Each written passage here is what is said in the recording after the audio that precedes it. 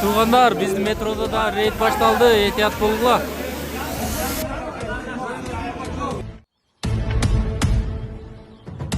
Москвада мигранттардын коомдук тамактануу тармагында иштөөсүнө тыюу салуу сунушталды. 2025 жылдын 1 январынан тарта Москва облусунда мигранттардын коомдук тамактануу, билим берүү жана саламаттыкты сактоо тармагында патент менен иштөөсүнө чектөө киргизиши мүмкүн.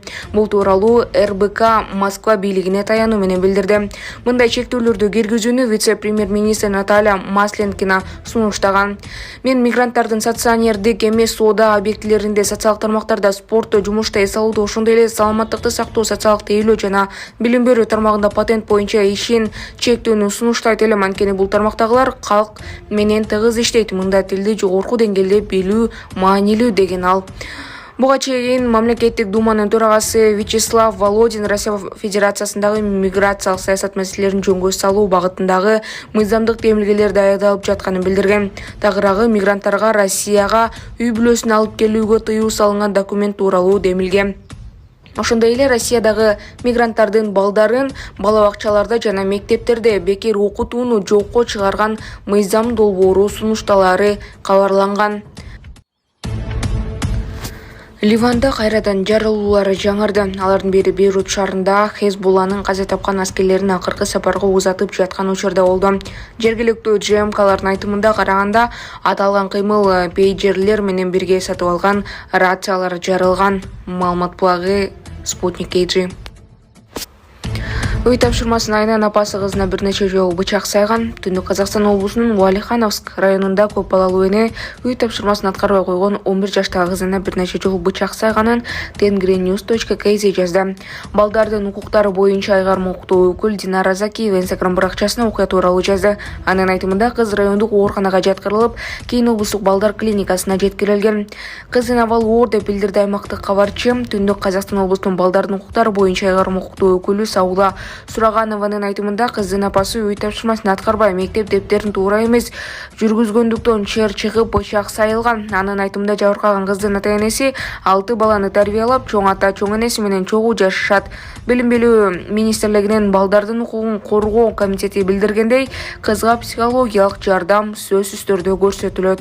Маалымат булагы Аралаш маалыматтар. Урматтуу Москва шаарындагы мекендештер, эгерде сизди тиш оорусу тынчсыздандырып жатса, анда сизге Умбем клиникасын сунуштайбыз. Стоматология заманбап техникалык каражаттар жана материалдар менен камсыздалган. Жогорку даражадагы адистер өз ишинин сапатына кепилдик беришет. Хирургиялык стоматология, тиштерди кооздоп калыбына келтирүү, кандай гана оор абалдагы тиш болбосун, оорутпай алып салабыз, жулабыз. Тиштерди кесипкөй чеберчиликте, гигиеналык тазалоодон өткөрөбүз. Брекет системабыз да бар, имплантация жасайбыз. Протездөө, металлокерамика, цирконий жана башка түрлөрдү колдонуу менен сиз каалаган сапатта тиштериңиздерди оңдоп түзөп, салып жана тазалап беребиз. Биздин дарек Москва шаары, ВДНХ метросу, Кондратюка көчөсү 2, байланыш номеру +7 925 103 22 55. Окумуштуулар COVID-19 пандемиясы башталган жерде табышты. АКШ, Британия, Франция жана башка өлкөлөрдөн барган окумуштуулар тобу коронавирустун таралышын булагы Кытайдын Ухань шаарындагы деңиз азыктарын саткан базар экенин далилдей алышты. Бул тууралуу америкалык Кел илимий журналында дарыяланган макалмада айтылат. Ухань базары 12 миллиондон ашык калкы бар Ухань шаарында жапай жаныбарлардын эң көп сатылган жери жана 4 түрүү жаныбарды саткан базар болгон. 2019 жылдын күз айынын аягында бир нече сатуучулар енот түрдүү иттер, циветтер, бамбук, келемиштерди, малайзиялык дикобраз, амур кирпилерди жана Азия борсуктарды сыяктуу терүү жаныбарларды мыйзамсыз саткан документтештирилген. Жапай жаныбарларды сатуучулардын көбү базардын батыш канатында жайгашкан. Ал жерде дагы COVID-19 инфекциясынын эң алгачкы жана эң көп учурлары катталган деп айтылат басылмада. Базардан алынган генетикалык материалдардын үлгүлөрүн изилденгенден кийин алар коронавирустун жалпы генетикалык өзгөртүүлөрүнө дал келтире белгилүү болгон. Коронавирустун издери жаныбарлар кармалган капастарда, аларды ташкан арабалар жана саркынды суулар чогулган жерде табылган. Окумуштуулар вирустун жайылышынын эки гипотетикалык вариантын айтышты. Анын биринчиси жаныбарлардын кайсы түрү так экенин аныктоо мүмкүн болгон жок. Адамдарга же тескерисинче базарга барган адамдардан жаныбарларга жуккан. ДССУ вирус лабораториялык штаттарда эмес, табигый жол менен пайда болгонуна көбүрөөк ишенишет. Маалымат булагы Сереп Медиа. Жашоо үчүн күрөш. 64 жаштагы аял ага оролуп алган жылан менен 2 саат алышкан. Таиландда 4 метрлик питон пенсионердин үйүнө кирип барып, анын өмүрүн ала жаздады. Жылан үйдүн ээсине оролуп алып, аны муунту өлтүрүүгө аракет кылган. Улгайган аял бир нече сааттан кийин гана бошотулганын Тенгри Travel агенттиги кабарлады.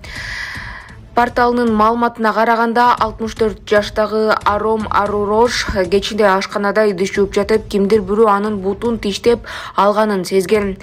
Анан ылдый карап чоң питомду көргөн. Саналуу мүнөттөрдүн ичинде жылан пенсионерге оролуп кыса баштаган. Мен кыйкырып кошуналарымды чакырууга аракет кылдым, бирок мени эч ким уккан жок, өлүп каламго деп ойлодум, деди ал. Пенсионердин питон менен кармашы 2 саатка созулган. Бул убакыттын ичинде ал кыйкырып жардамга чакырган. Анын үйүнүн жанында өтүп бара жаткан кошунасы жардам сурап жалынып жаткан үндөрдү угуп полиция чакырган. Арымды питомдун бошотуу үчүн куткаруучуларга 30 мүнөттөй убакыт талап кылынган. Алар жыландын салмагы 20 килограммга жеткенин билдиришкен. Аял тез арада ооруканага жеткирилген. Маалымат булагы Сереп Медиа. Израиль согуштун жаңы этабын баштады. Израиль согуштун жаңы этабын баштады. Өлкөнүн коргоо министрлиги согуштун очогу түндүк фронтко тагыраагы Ливан менен чектеш жерге өткөнүн билдирди. Ошондой эле Ливан багытында коргонуу жана чабуулдун планы бекитилгени айтылды. Соңку маалыматтарда Ливанда пейджер жана рациялардын жарылуусунан каза тапкандардын саны 20-га, ал эми жабыркагандардын саны 450-гө жетти. Маалымат булагы Сокол Медиа.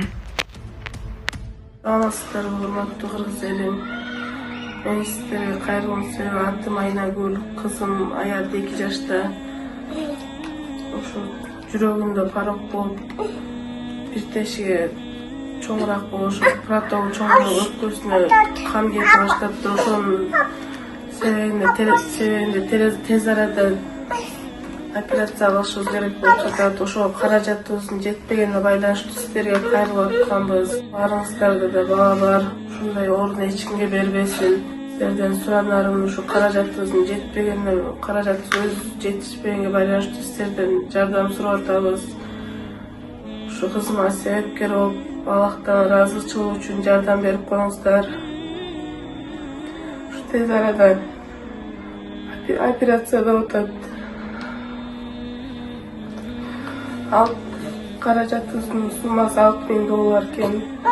Ошону өзүбүз талабына байланыштуу сиздерден жардам сурап кайрылып атабыз. Урматтуу кыргыз элим, баарыңардан жардам сурайм, жардам берип коюңуздар. Ушу кызым аят жакшы болуп, ошого сиз Аллахтан шифасын берипсиздер. Себепкер болушуңардан суранам.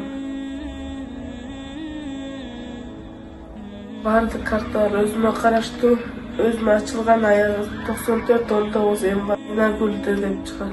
Ордан келишинче жардам берип коюңуздар, суранам. Россия өлкөсүнөн котором дегендерге Сбербанк бар.